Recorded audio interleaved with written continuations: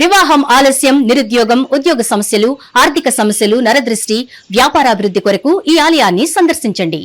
శనీశ్వర దేవాలయం road number 3, Dwarakanagar main road, Munuganur, Hayat Nagar, Hyderabad, Telangana. Phone number 9393584460. Shanishwara అనుగ్రహ ఫల సిద్ధ్యార్థం ఆలయాన్ని సందర్శించి సకల దోషముల నుండి విముక్తి పొందగలరు.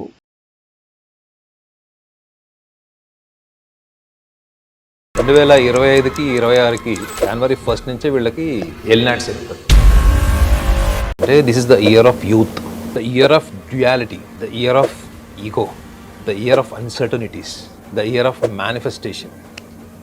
2026లో ఏంటంటే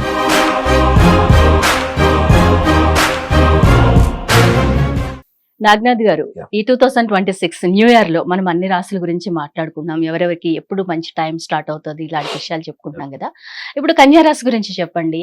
యాక్చువల్లీ కన్యా రాశి అంటేనే కొంచెం మొండిగా ఉంటారు. వాళ్ళు ఏది చెప్పినా తొందరగా వినరు.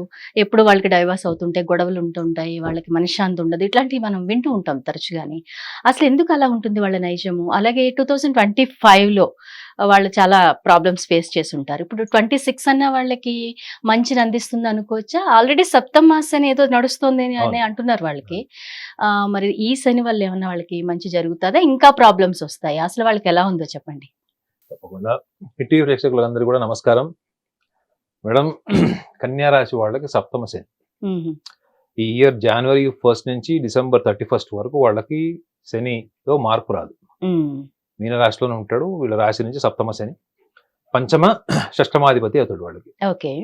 సో వీళ్ళకి ఇంకొకటి ఏంటంటే వ్యయభావంలో కూడా వీళ్ళకి కేతు ఉంటాడు. కేతు అంటే ఏదైతే డిటాచ్మెంట్ కి అధిపతం, ధార్మిక జీవితానికి అధిపతం, దేని నుంచి అయితే మనిషి సర్వం వైరాగ్యం మోక్షం అని అన్ని వదిలేసి వెళ్ళిపోతాడు, దానికి అధిపతి కేతు. ప్లస్ వీళ్ళకి షష్టమ భావంలో రాహు ఉంటాడు. పంచమాధిపతి షష్టమాధిపతి శని కూడా వీళ్ళు కేంద్రంలో సప్తమంలో ఉంటాడు. చాలా యూనిక్ అనాలిసిస్ ఫర్ కన్యా రాశి. చూడండి, మీరు ఓపిక్గా అయినది. కన్యా రాశి వాళ్ళకి ఈ ఎవ్వరికీ లేనటువంటి ఒక వైవిధ్యమైనటువంటి కోణము, ఆలోచన విధానము, దేన్నైనా ఇన్వెస్టిగేట్ చేసేటువంటి దృక్పథం వాళ్ళకి బై బర్త్ ఉంటుంది మేడం. ఎవ్వడూ పట్టించుకోని ఏరియా వీళ్ళకి కనిపిస్తుంది. ఎవ్వరు ఆలోచించినటువంటి తీరుతెన్నులు వీళ్ళకు ఉంటాయి.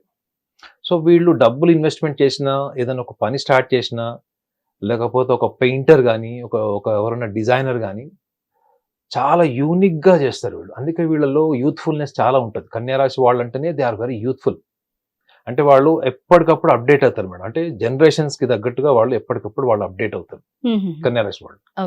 సో వీళ్ళకి ఈ సంవత్సరంలో ఎంప్లాయ్మెంట్ లో చాలా ఒడిదుడుకులు ఉంటాయి. సో వీళ్ళు చేయకూడదు ఏంటి, ఉద్యోగ ప్రయత్నాలు చేసేటప్పుడు ముందుగానే high profile companies, high profile salaries, packages కాకుండా first they must learn to initiate to get into the employment. Especially January, February, March are not favourable. ఈ 3 నెలలు వీళ్ళకి ఫేవరబుల్ కాదు. ఎవరికి? కన్యా రాశి వాళ్ళకి. So at the same time వీళ్ళు వ్యయంలో కేతు ఉంటాడు. ఇది చాలా చాలా ఇంపార్టెంట్ ఆస్పెక్ట్ వీళ్ళకి. ఎప్పటి నుంచో ఎంతో కాలంగా నేను పెళ్లి చేసుకోను, ఇంట్లో వాళ్ళతో గొడవలు పెట్టుకొని చివరికి ఇంట్లో నుంచి కూడా బయటకు వెళ్ళి సపరేట్ గా బ్యాచులర్ గా ఉండేవాళ్ళు కూడా ఈ సంవత్సరం వాళ్ళు నిర్ణయాలు మార్చుకునే అవకాశం ఉంటుంది. ఎప్పటి నుంచి? జూన్ నుంచి వీళ్ళు మళ్ళా ఫ్యామిలీ ఓరియంటేషన్, యూనిటీ. అప్పటి వరకు డిటాచ్డ్ గా ఉండేవాళ్ళు, ఎవరు వద్దు అనుకుని డిఫాల్ట్ వీళ్ళకి ఆ లక్షణం ఉంటుంది. కన్యా రాశి వాళ్ళకి ఒక లక్షణం ఉంటుంది, నవ్వుతారేమో చెప్తే. చెప్పండి. వీళ్ళు రెడీగా ఉంటారు మేడం ఎప్పుడు సన్యాసులాగా మారిపోవడానికి. ఎందుకలా? అది కేవలం భార్యాభర్తల సమస్యలు, జీవిత భాగస్వామి సమస్యల వల్ల కారట్లా. వీళ్ళు ఎక్కడైనా ఎవరి ద్వారా అయినా గనక మనస్తాపం చెందితే వీళ్ళు దీర్ఘకాల రిలేషన్స్ మెయింటైన్ చేసేవాళ్ళు చాలా అరుదుగా ఉంటారు. 10 మందిలో 2 ఉంటారు అంతే కన్యా రాశిలో. వీళ్ళకి ఎక్కడైనా ఎక్కువ రోజులు ఉన్నా వీళ్ళకి బోరింగ్, సాచురేషన్ వచ్చేస్తుంది. వీళ్ళకి ఆ డిఫాల్ట్ లక్షణం వీళ్ళకి ఉంటుంది. సో వీళ్ళు రెడీగా ఉంటారు అనమాట, ఎప్పటికప్పుడు రెడీగా సన్యాసం పుచ్చుకోవడానికి. అంటే కేవలం భాగస్వామికి సంబంధించింది కాదు. In terms of any activity, employment or into one particular business. ఒకటే బిజినెస్ లో ఉండడానికి ఇష్టం ఉండదు. ఇప్పుడు గార్మెంట్ బిజినెస్ లో ఉంటారు, ఓవర్ పీరియడ్ వాళ్ళకి సాచురేషన్ వచ్చి మళ్ళీ ఇంకో బిజినెస్ షిఫ్ట్ అయిపోతారు. ఈ షిఫ్టింగ్ అన్నది వీళ్ళకి సైకలాజికల్ వీక్నెస్ మేడం. వాళ్ళు దాన్ని ఏమనుకుంటారంటే ఎప్పటికప్పుడు ఇన్నోవేటివ్ గా ఏదో కొత్తగా మార్కెట్ ని సర్వే చేసి చేస్తున్నాం అని అనుకుంటారు, కానీ వీళ్ళకి నచ్చేది నచ్చందే చూస్తారు. మీరు ఇందాక వాళ్ళ మొండితనం ఎవరి మాట వినరు అన్నారు చూడండి, వీళ్ళకి నచ్చేది నచ్చందే వీళ్ళు జీవితకాలం వీళ్ళు దానికి బానిసలు. మీరు నచ్చంది అక్కడ ప్రయోజనాత్మకంగా కావచ్చు కదా, అవును భాగస్వామికి నచ్చచ్చు కదా, అవును కంపెనీకి నచ్చచ్చు కదా, మీ టీం కి నచ్చచ్చు కదా, మీకు నచ్చట్లేదు.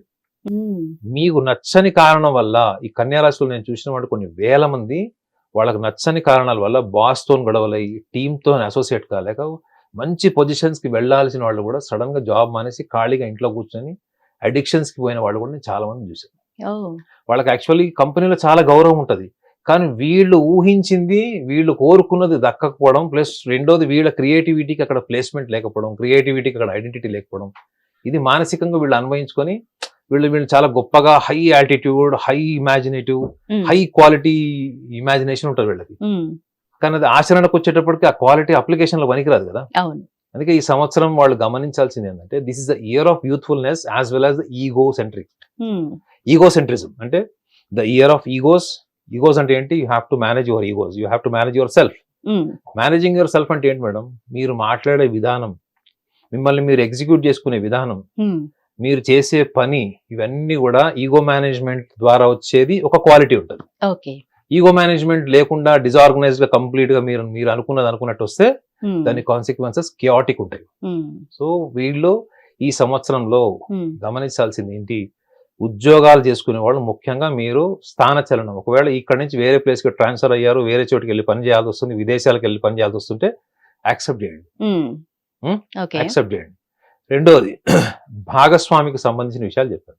పంచమ షష్టమాధిపతి అవుతాడు. సో వీళ్ళ శత్రువులుగా ఎన్ని రోజులు పెట్టి ఎవరైతే తొక్కేశారో ఇప్పుడు వాళ్ళని వీళ్ళు దొక్కుతారు ఈ 76 లో. ఉహుం, శత్రు జయం, ఓకే ఇయర్ ఆఫ్ సర్ప్రైజెస్ అంటారు వీళ్ళు, మనం ఊహించని జరుగుతుంది. అవును మీ శత్రువులే మీకు భయపడతారు, ఎందుకంటే షష్టమంలో రాహు ఉన్నాడు. ఓకే ఓకే, మీ శత్రువులు మీకు భయపడతారు, మిమ్మల్ని వెన్నుపోటు పొడిచే వాళ్ళు కూడా భయపడతారు, మిమ్మల్ని హాని చేయాలనుకునే వాళ్ళు మీరు దరిదాపులకు రారు. ఉమ్, సో ఇన్ని సంవత్సరాలు మీరు ఎక్కడైతే భరించారో, కుటుంబంలో కావచ్చు, సంస్థల్లో కావచ్చు, వ్యాపారంలో కూడా కావచ్చు, ఉమ్, ఇది మీకు శత్రు జయం అని చెప్పొచ్చు. 2026 is a victory over your rivals. Super um, okay, um, and at the same time పంచమాధిపతి కూడా వీళ్ళకి సప్తమంలో ఉన్నాడు. ఇది కొంచెం వీళ్ళకి బాధ కలిగించే విషయం. ఉహుహుం, అంటే చాలా మంది ప్రేమికులు విడిపోయేటువంటి సందర్భం కూడా ఉంటుంది. అంటే చాలా ఇంటిమేట్ ఇంకా రేపు పెళ్లి చేసుకుంటారు అనుకునే వాళ్ళు కూడా ఉమ్, ఈగోసెంట్రిక్ ప్రాబ్లమ్స్ వల్ల వీళ్ళు డిస్టర్బ్ అయ్యే ఛాన్స్ ఉంటుంది. సో ఈ Okay. డిస్టర్బెన్సెస్ అనేది వీళ్ళకి ఫస్ట్ స్టార్టింగ్ 3 to 4 months లో తెలిసిపోతుంది. ఉహుం, వీళ్ళు చేయాల్సిన పని ఏంటి, వీళ్ళు what they have to manifest. Um, this year is also for the manifestation, year of అవును, manifestation. What you have to manifest. Um, so మీరు మీ ఇష్టాలని ఆర్గనైజ్ చేసుకుంటే ఇదే ఇంటర్ పర్సనల్ రిలేషన్స్ దెబ్బతినవు మేడం. అవునా వాట్ ఓకే. మై వాట్, ఇప్పుడు మ్మ్. మీకు నచ్చేది నచ్చని దాని వల్లనే మీకు సమస్యలు. ఉమ్, ఓకే, మీకు నచ్చేది నచ్చని విషయాల్ని పక్కన పెట్టి అక్కడ సందర్భంలోకి మీరు వెళ్ళడం అన్నది అది మీరు పెద్ద మెడిటేషన్ జాబ్ లాంటిది. వీళ్ళు ఎందుకంటే వీళ్ళ లోపల ఉన్నది ఉన్నట్టుగా ఉంటారు, వీళ్ళు సూటిగా స్ట్రైట్ గా ఉంటారు, వీళ్ళు ఇట్లా కొంచెం ట్రికీగా మాడిఫైడ్ లైన్స్ లో వీళ్ళు ఉండలేరు తులారాశి వాళ్ళలాగా. ఉహుహుం, అందుకే వీళ్ళకి తులారాశి జీవిత భాగస్వామి అనుకోండి, అవన్నీ నేర్పిస్తుంది. ఓకే సో ప్లస్ ఇంకొకటి వీళ్ళ అహం, ఉమ్, ఇయర్ ఆఫ్ ఈగో.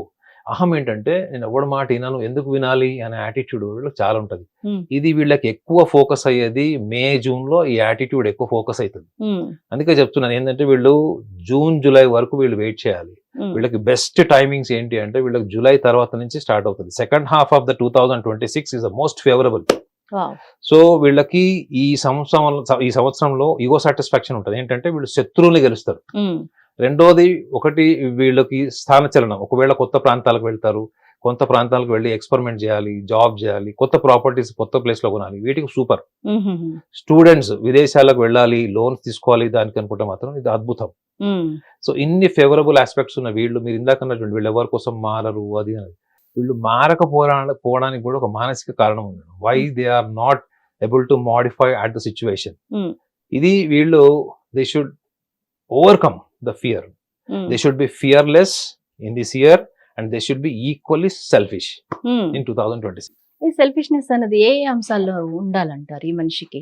అంటే మీరు మాట్లాడుతున్న దాని ప్రకారం చూస్తే వీళ్ళకి కొంచెం ఓవర్ కాన్ఫిడెన్స్ ఎక్కువ ఉంటుంది, సెల్ఫ్ కాన్ఫిడెన్స్ ఎక్కువ ఉంటుంది అని అనిపిస్తుంది నాకు.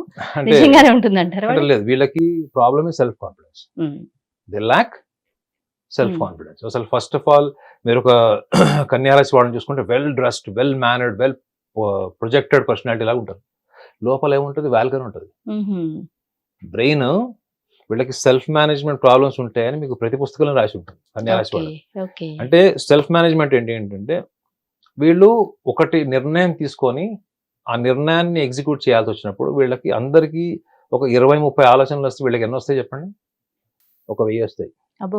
మరి దేన్ని పట్టుకొని దేన్ని ఆర్గనైజ్ చేసి దేన్ని ఎగ్జిక్యూట్ చేస్తారు. ప్లస్ ఎట్లా పడితే అట్లా ఆర్గనైజ్ చేసి ఎగ్జిక్యూట్ చేయడానికి వీళ్ళకి ఇష్టం ఉండదు. మీనరాశి వాళ్ళకి కాదు.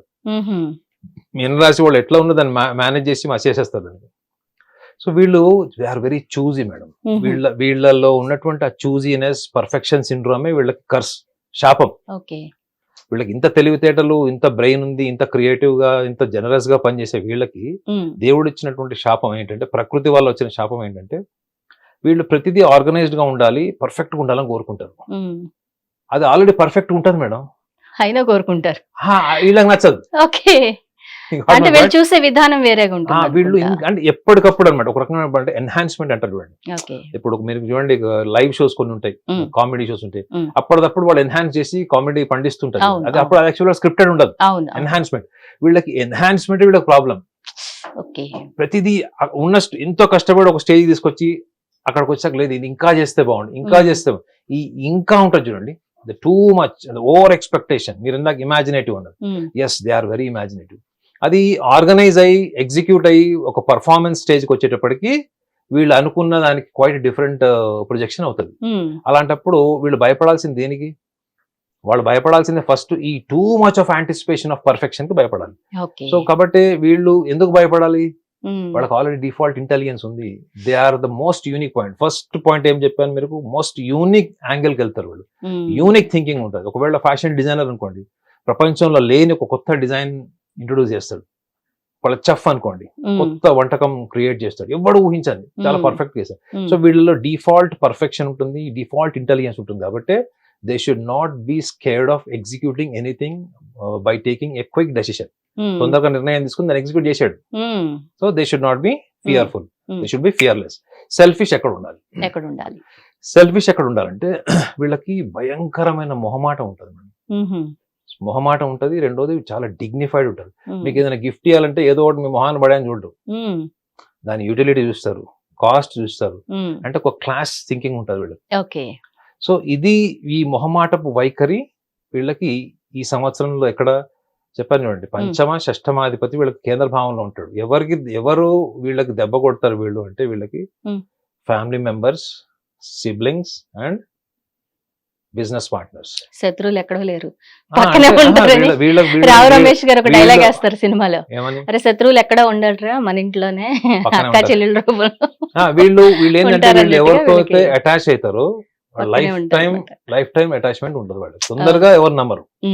సో ఇదే ఏరియాకి వీళ్ళు ఇయర్ ఆఫ్ ఏంటిది, ఇయర్ ఆఫ్ డిస్కనెక్టివిటీ. ఏంటి, మీరు దేని నుంచి డిస్కనెక్ట్ అవ్వాలి? మీరు ఈ unwanted psychological game of attachment and maintaining relation ఎందుకు మానసికంగా అన్వయించుకోవాలి? మీరు పోవాలనుకుంటే పోనీయండి, మళ్ళీ తిరిగి వస్తాడు వాడు. గుర్తుపెట్టుకోండి, ఈ సంవత్సరం మీకు జయం, శత్రు జయం. మీ వెన్నుపోటు పొడిచే వాళ్ళ మీద గెలుస్తారన్నప్పుడు వదిలేసేయండి, వాళ్ళే వస్తారు తిరిగి.